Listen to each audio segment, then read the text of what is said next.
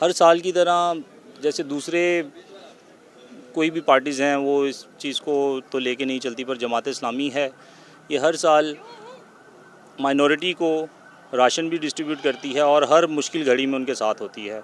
ये जमात इस्लामी ने जो इतना खूबसूरत प्रोग्राम ईस्टर के हवाले से जो हमारी मसीही बरादरी के लिए राशन का प्रोग्राम मरतब दिया है, तो मैं इनका नहायत मशकूर हूँ। इन्होंने बहुत अच्छा प्रोग्राम अरेंज किया है। हमारी मसीही बरादरी के गरीब लोगों को ईस्टर के मौका पर राशन दिया गया।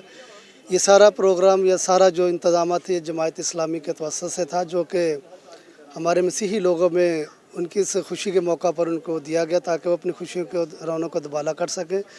हम बहुत शुक्रगुज़ार हैं जमात इस्लामी के जिन्होंने इतना बड़ा ये बहुत अच्छा प्रोग्राम और ये बहुत अच्छा राशन का इंतज़ाम किया। जैसे ही अक्सरियत के साथ अक़लियती के प्रोग्रामों को भी बड़ी अहमियत देते हैं और उनकी कवरेज की कोशिश करते हैं। मैं आपका दिल का शुक्र अदा करता हूँ।